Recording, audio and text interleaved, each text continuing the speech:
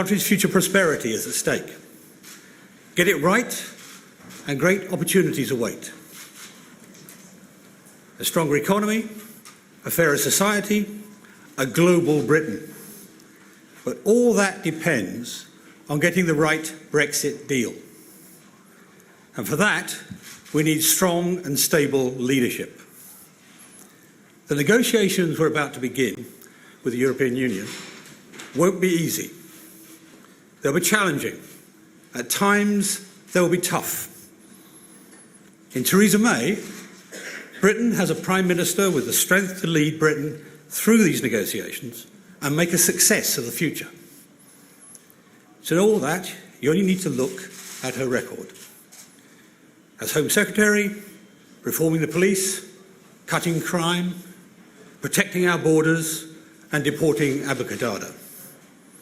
And as Prime Minister, setting out a clear vision for our new relationship with Europe, leading our country with strength and purpose, and tackling the burning injustices that hold too many people back. She has a clear plan for Brexit and for a better future for our country. And she has the strength and ability needed to see that plan through. Ladies and gentlemen, please welcome the Prime Minister, THERESA May.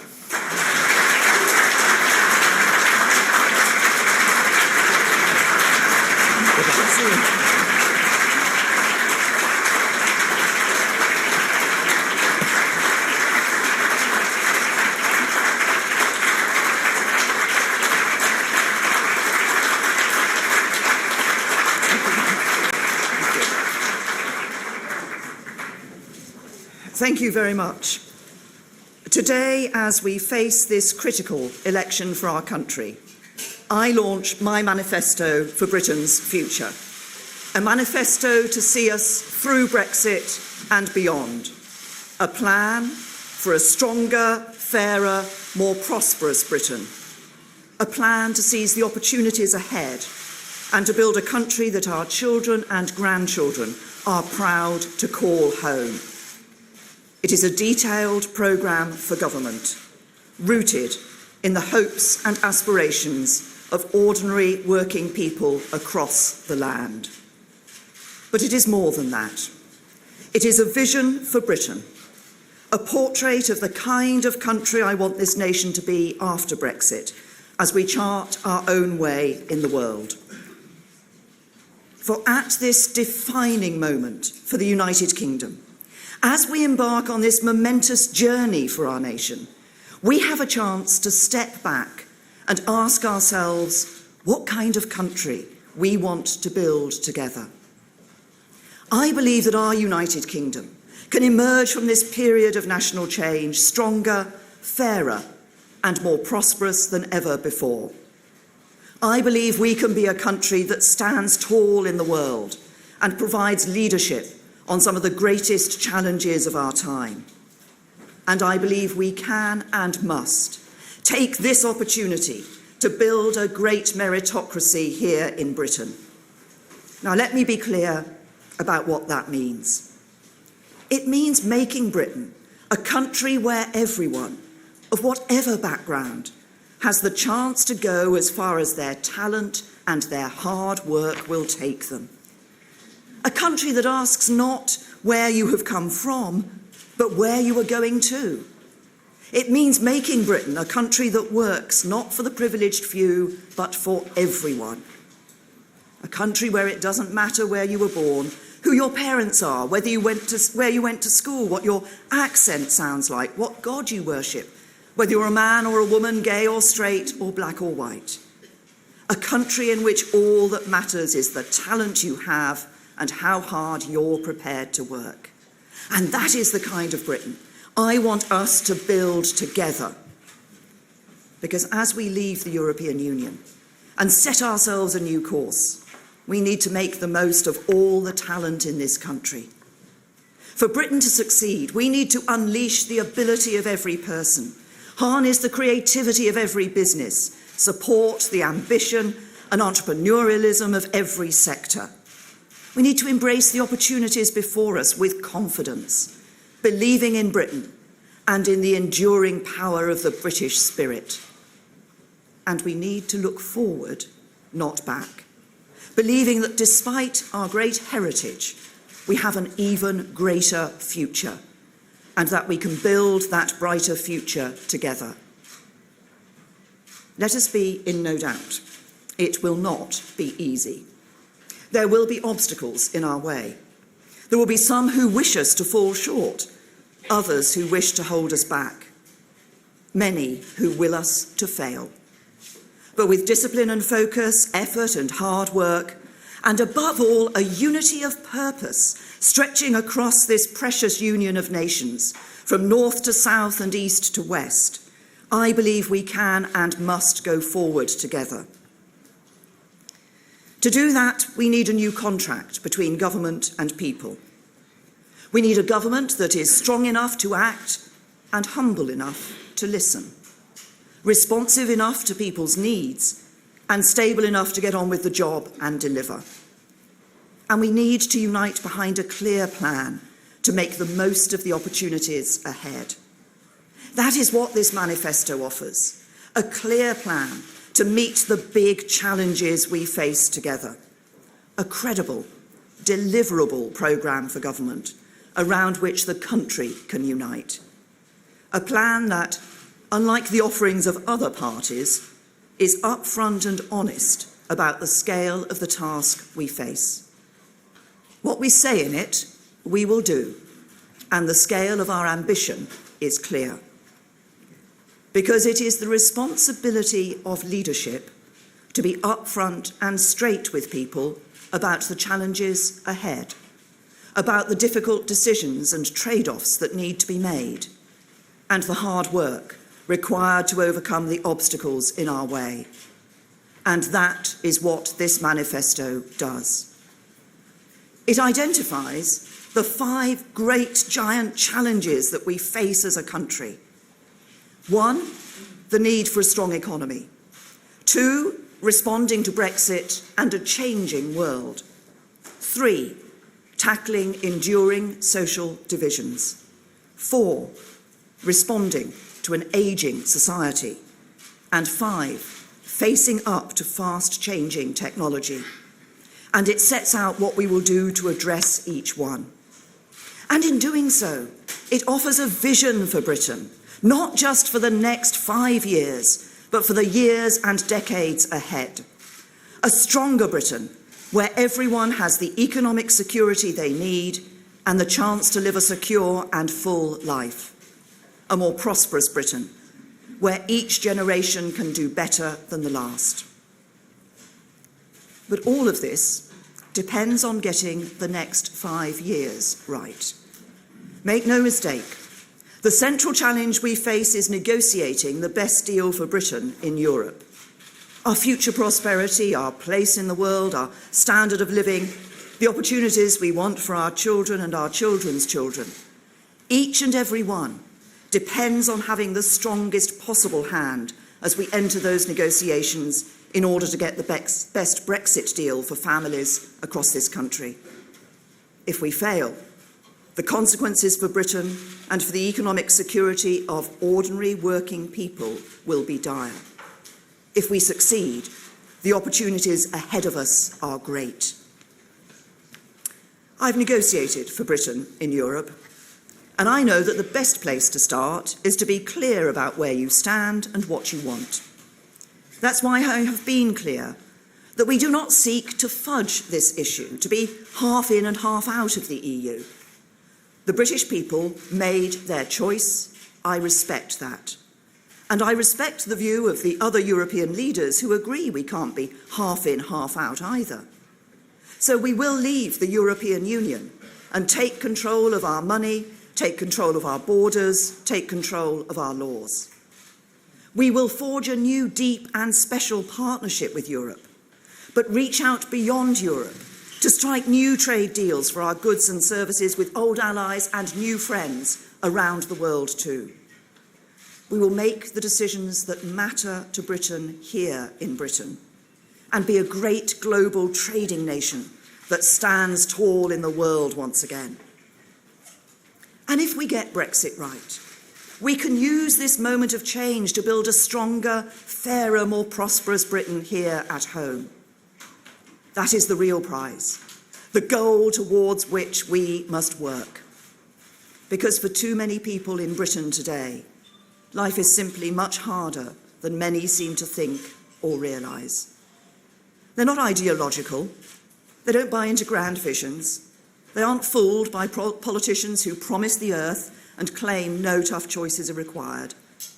They make those choices every day in their own lives and understand that politicians who aspire to lead must do the same. They don't ask for much.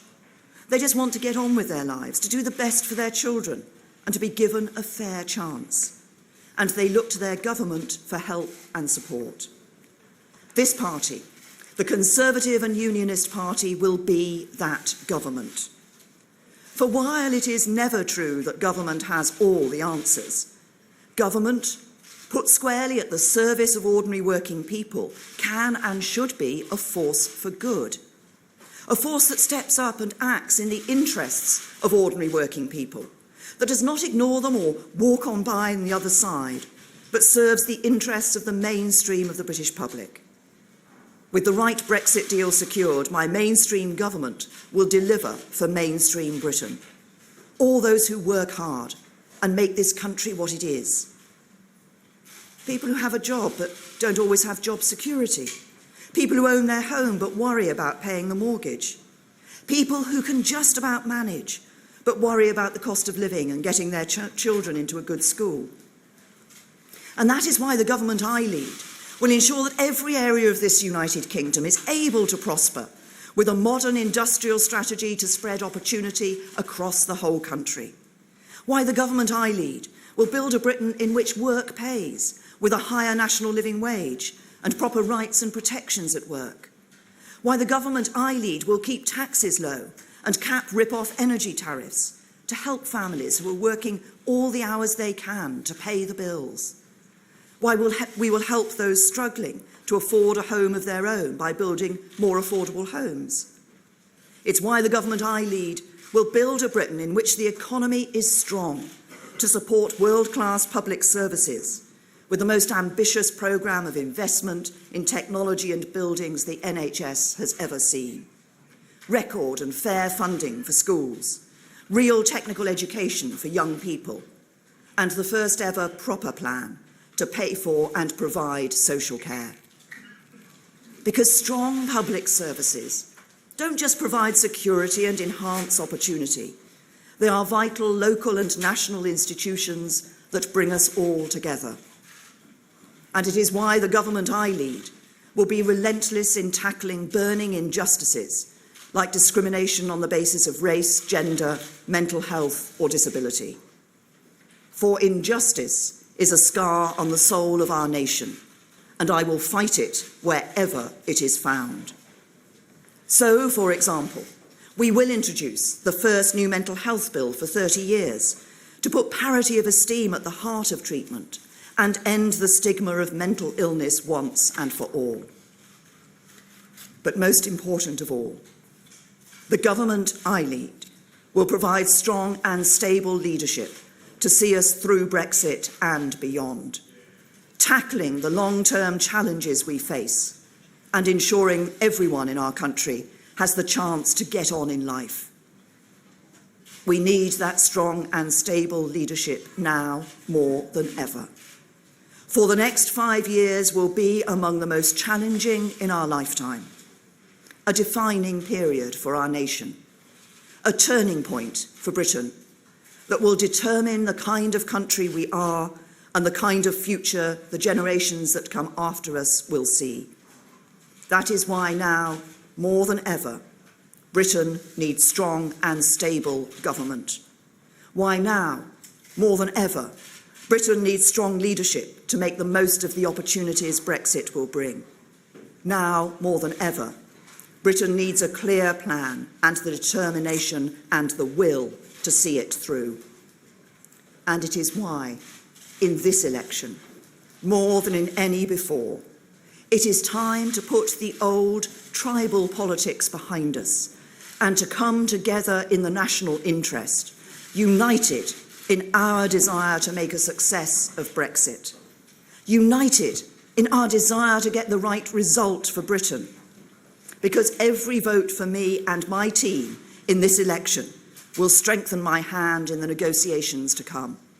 Every vote for me and my team will be a vote to get on with the job of delivering Brexit and delivering a stronger, more secure future for all.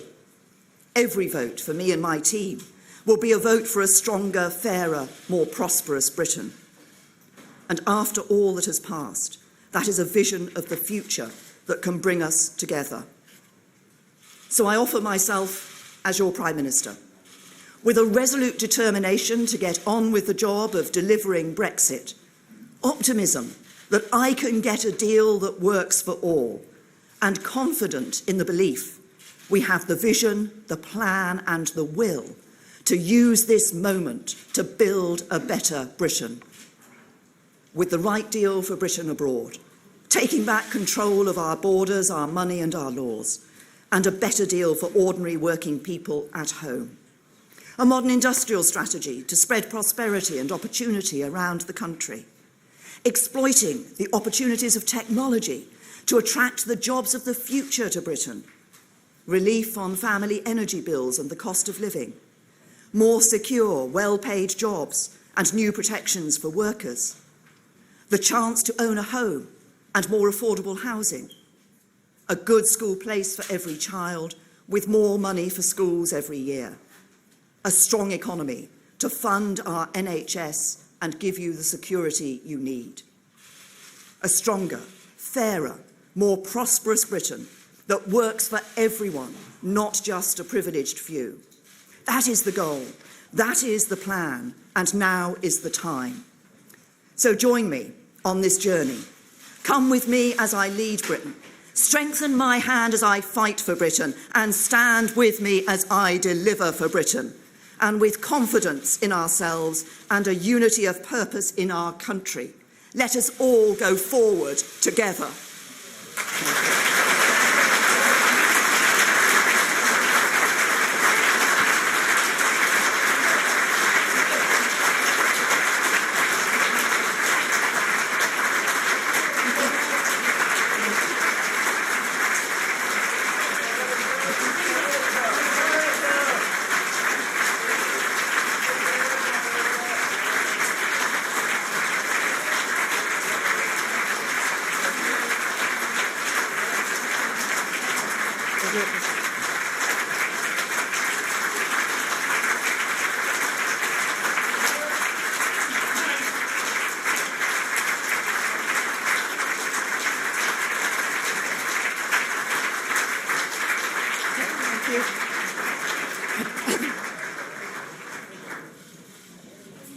Now, I apologise because I see the media at the back of the room. Laura. Thank you, Prime Minister. Laura Kunsberg, BBC News. You are ditching much of the manifesto that you and your party stood on just 2 years ago. More families, including traditional Tory voters, will have to pay more for elderly care. Many families will lose hot meals for their children at school, just at a time when people are feeling the pinch. You're pushing back balancing the books again, and your immigration proposals might cost billions to the economy. Now, when you put that all together, wouldn't some voters be quite entitled to conclude that adds up to quite a bleak picture that you're putting forward? No, not at all. What I'm putting forward is a vision for opportunity and prosperity across the whole of the country for the future. I've been clear there are some hard choices that need to be taken. But actually, that's what strong and stable government and leadership is about. It's making sure we're honest with the public about the hard choices. But if you look at what we're doing, that first time ever, a proper plan, a long-term plan for social care to ensure that old people have dignity in old age, but a plan that is fair across the generations. Yes, ensuring that we're putting more money into our schools and giving every primary school child a breakfast before they start their school day to set their school day off well. Ensuring that we're putting more money into our NHS, as I say, the biggest ever investment in technology and buildings in our National Health Service. But you can only do that if we have a strong economy. And having that strong economy is central to what we as Conservatives do in government. And to do that, we also need to make sure we get the Brexit negotiations right. So having that right leadership to take us in with a strong hand in the negotiations is so important. And that's why I say every vote for me and my team will strengthen my hand in those Brexit negotiations to get the best deal for Britain. Did I see Faisal there?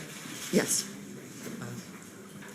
Faisal Islam, Sky News. Prime Minister, in the manifesto on page 36, you repeat, we continue to believe that no deal is a better than a bad deal for the UK. Is this document a mandate for no deal? Are voters who vote for you accepting that a possibility within the 5 years is that there could be no deal? And is that not the definition of potential chaos? This manifesto is a mandate, and this election, I want to give a mandate for a strong hand in the negotiations to get the best possible deal for the UK, and by that I mean the best possible deal for every part of the United Kingdom. But to do that, we need a strong hand in the negotiations, and that's why, as I just said, I say every vote for me and my team is a vote that will strengthen my hand in those Brexit negotiations. We want to get the best deal for Britain.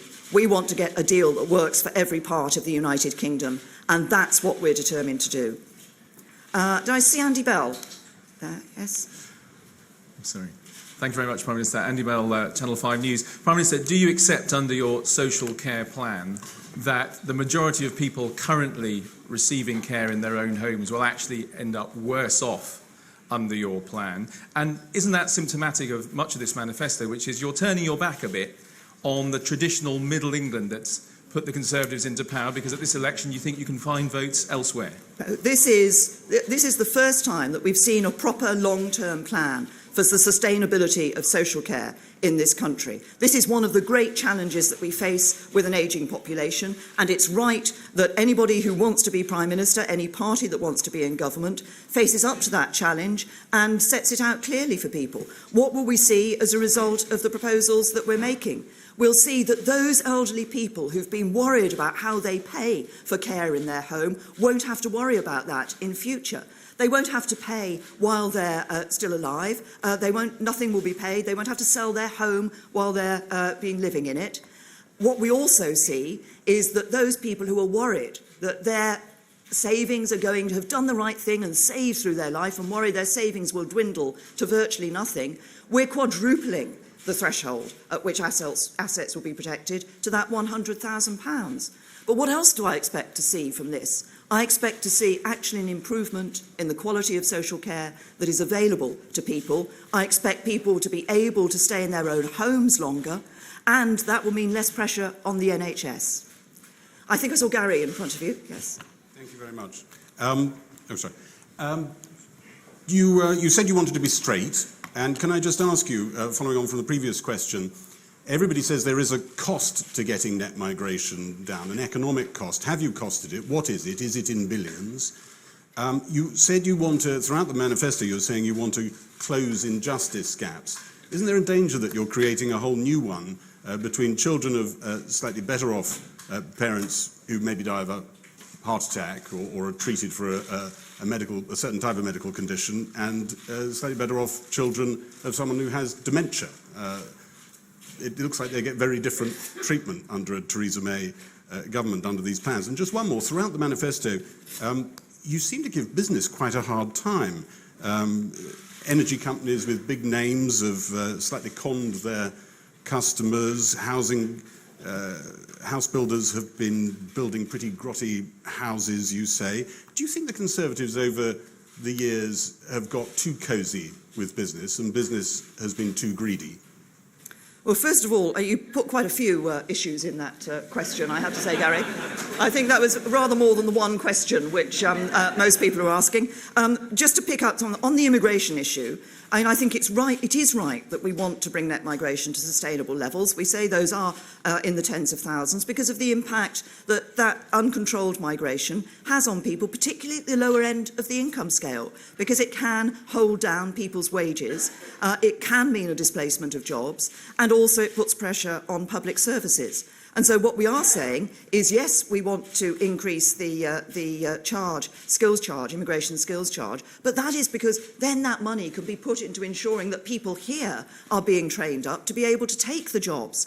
I want to see people here having the skills to take on these jobs while we still have a system that brings the brightest and the best into the United Kingdom, and that's exactly what we will be doing. In terms of the question of business, I think we absolutely clearly set out in this manifesto the key thing that we want to do for business, which is to ensure that we have that strong economy and that we want to be the best place for businesses to be set up, to grow and to provide those jobs and investment here in the United Kingdom.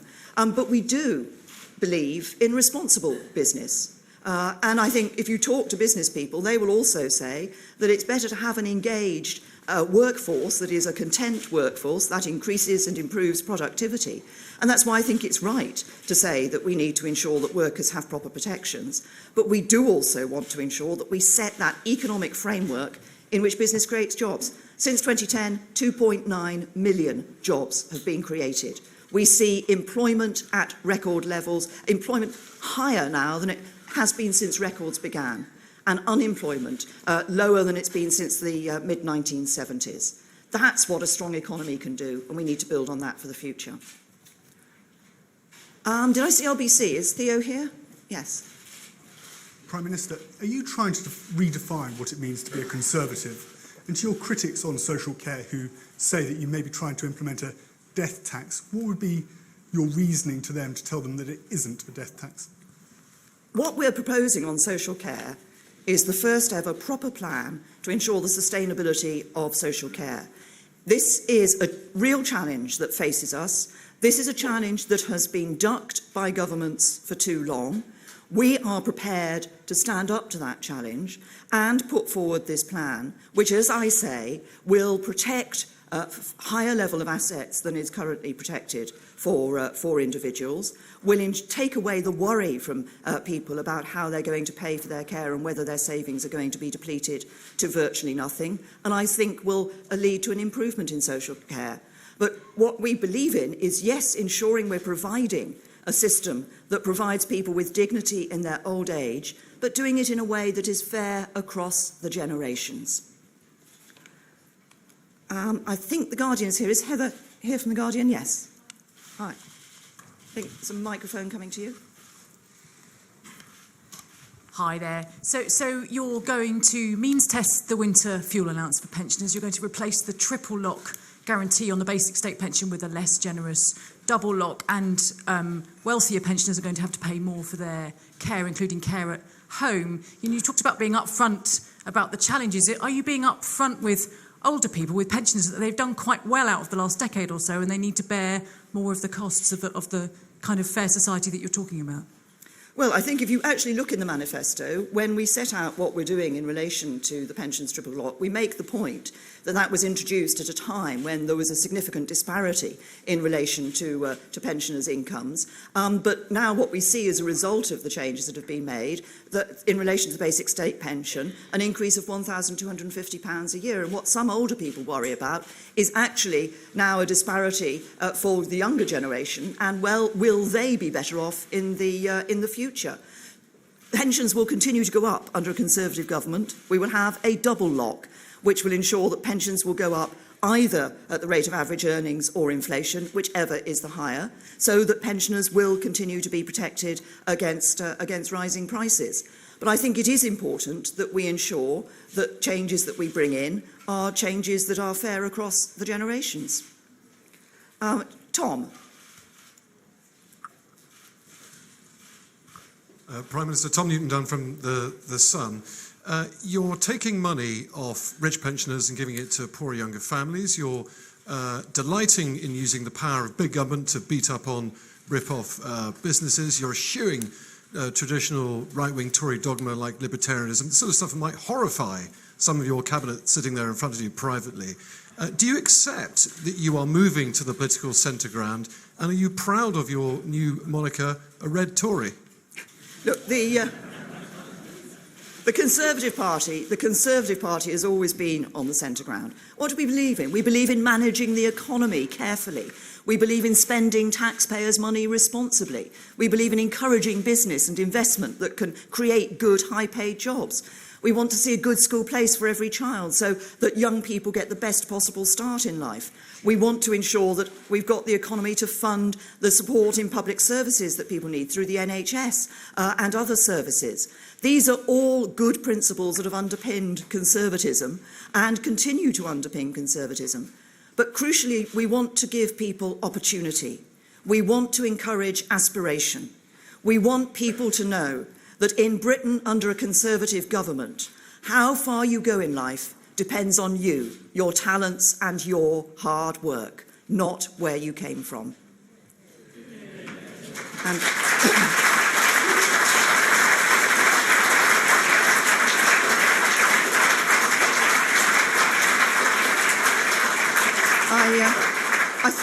I think, did I see Jason from the Mail there? Yes.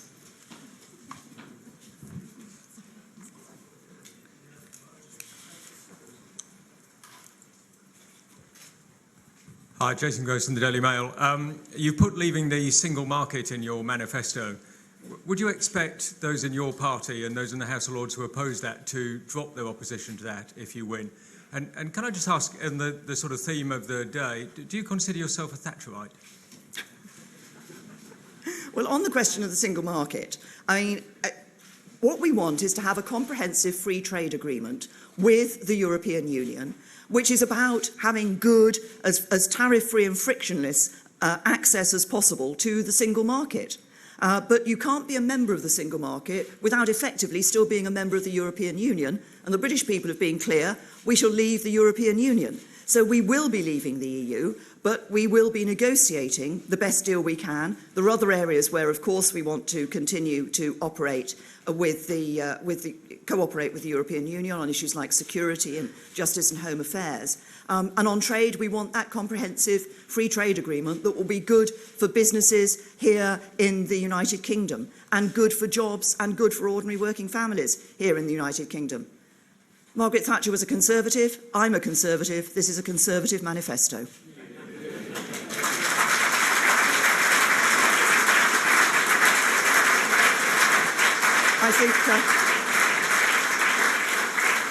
I think I saw Ben. Did I see Ben? Yes. Thank you, Prime Minister. Ben Glaze from the Daily Mirror. You were elected in 2010 and 2015 on a promise to reduce net migration to the tens of thousands. That pledge is in the manifesto again today. You were Home Secretary between 2010 and 2016, and you didn't meet that pledge. Why should people believe that today? Well, you're right. I was obviously working on this for 6 years as Home Secretary, and we saw the figures start to come down, then they went up again, now they've started to come down again. There is no single thing that you can do in relation to the net migration figures that is going to make all the difference. What you need to do is to be working at this issue constantly. And of course, what we will have when we leave the EU is the ability to put rules in for that part of the migration system that we haven't had the opportunity to control before, i.e. people coming from the European Union into the UK. I explained earlier why I think it's important that net migration should be at sustainable levels, because uncontrolled immigration has an impact on people, on public services, but also on people, particularly at the lower end of the income scale, in depressing wages and sometimes in displacing jobs. So that's why I think it is important that we maintain that commitment and continue to work on it. Yes, there was a hand that just went up at the back there.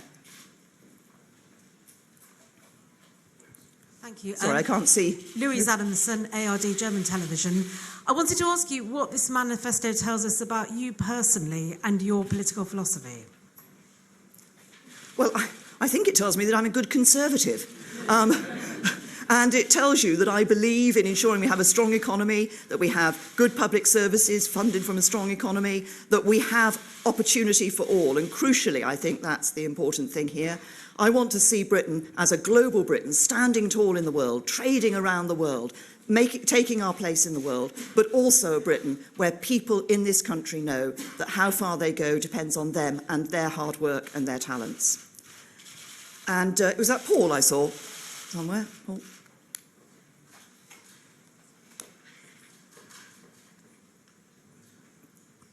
Paul Wall from HuffPost. Prime Minister, Halifax voted 55% leave. And like many seats, Labour seats that you're targeting in this election, won't it be the case that if you do win these seats, those new MPs and voters will want to hold your feet to the fire to get a firm Brexit? And in that case, isn't David Cameron deluded to think the greater your majority, the greater the chance of a soft Brexit? Well, I don't talk in terms of a hard Brexit or a soft Brexit. What I want to get is the right deal for Britain.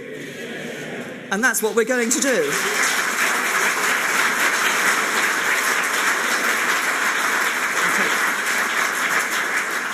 I don't know if we can get a mic up front here to this, to Nick and the... Prime Minister, Gordon Ryan from The we'll Telegraph, sorry. You've been asked repeatedly throughout the campaign about taxes on higher earners, and you've always answered, wait for the manifesto. The manifesto doesn't really have any detail about what tax increases higher earners might face, nor whether they might face increases in national insurance. You're asking higher earners to vote for you without knowing what sort of tax rates they might be paying. So what would you say to them now that the manifesto is out and it doesn't tell them what they're going to be paying in tax? What I would say to earners across the board is that when they come to vote at the election, they have a very clear choice. And the clear choice is between a Conservative Party, which always has been, is and always will be a low-tax party, and whose intention in government is to reduce taxes on businesses and working families, and a Labour Party whose natural instinct is to increase taxes. And what we saw from the Labour manifesto this week, with, by the way, costings that didn't appear to be worth the paper they were written on, is that it is ordinary working families who will pay the price of Labour. They'll pay it through higher taxes, through lower wages, or higher prices and fewer jobs. Ordinary working people will pay the price of Labour. And then my last question, I think, just here. Sorry, Thank you, Prime Minister. Just picking up on Jason Grove's questions, it is occasionally said that it's difficult to define what is meant by Mayism. But if you turn to page 9 of your manifesto, it says that you reject the cult of selfish individualism and you regard rigid dogma and ideology as dangerous. That sounds like a rejection of Thatcherism. So is Mayism a rejection of Thatcherism, and are you personally rejecting the many comparisons between you and Margaret Thatcher? There is no Mayism. I know you journalists like to write about it.